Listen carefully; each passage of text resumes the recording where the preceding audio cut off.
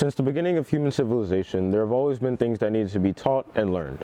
From there, information has been passed down through the generations, but eventually became something of a commodity rather than a necessity. This is problematic, of course, but it divided civilization into three groups: those who have the information, those who need the information, and those who exhibit the skills necessary to do interesting things with said information. After this division occurred, the flow of information and knowledge became not something that humans passed on in efforts to propel humanity forward, but it became a tool that was traded for money, labor, and etc. This then further perpetuated the idea of the class system. Only the wealthy or extraordinarily promising had access to the knowledge that could propel humanity. But exactly why is this relevant for the 22nd century?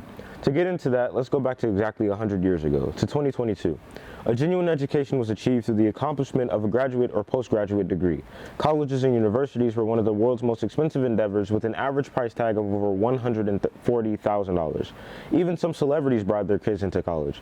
Seeing how expensive higher education is often turns off the lower class population of the world, seeming to have no hope of ever paying for or paying off the loans necessary to attend school, all for it to not be guaranteed that you will have a high-paying job coming out of college's four-year commitment. It's seen as a luxury that the lower middle and lower class cannot afford to risk. In 2022, the world was in the midst but slowly coming out of the COVID-19 pandemic, which made the education system situation even worse. The college experience diminished significantly in quality as students were now losing deposits on their education, and the ones that didn't were being subjected to their homes and dorm rooms for quite unhelpful online learning. Shocked. Students who were off campus during spring break were essentially told to not come back to campus, and they were ordered to either stay or go back to their permanent address. Last week was my last time in the facilities. School is closed, students were instructed to evacuate and join their family. Not only is it higher education, but high school as well. When my grandfather J.H. was in school, he was fortunate enough to have an access to the type of education that binds no information from people. He went to a school that had the resources to provide a unique and transformative education. The prevalence of poor education is, as Candace Summer, a high school teacher from 104 years ago, described it, an educational debt. Really, I think we've got it all wrong.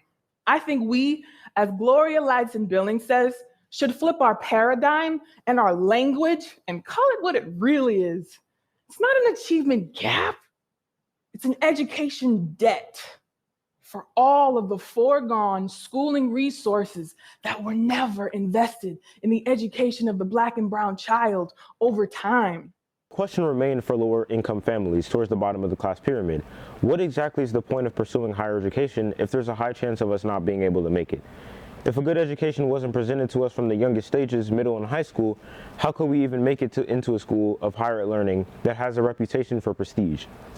Although at the time this was a modern concern, there were similar versions of this idea ever since education was selective between the classes. This kept the lower class at the bottom of the socioeconomic ladder, which is why there are significantly fewer employment opportunities for people of lower middle to lower class. Fortunately for citizens of today, the world has started to learn from its mistakes and a new era is upon us. Just this morning, it seems that officials have finally responded to the severe educational issue of our education system being in flux with the class system. The Bright Star Act essentially requires that any student with a cumulative high school GPA of 2.5 or above is to be granted a college education with tuition no greater than $5,000 a year. Although the Act provides this wondrous opportunity, it does require that the student applies their best. If they get a failing grade in any more than 3 classes, they are fined $3,000. Overall, this Act ensures that basically every student will have access to the tools they need to pursue study in whatever field they find appealing, all while taking responsibility for the public school system's failure to educate and involvement within the further condemnation of lower middle and lower class families. Some have caught wind of this news already and are speculating that this will change the terrain for not only education but employment as well. Because the majority of jobs either require or look specifically for a bachelor's degree, with this new act, college degrees become wildly more common and not as unique.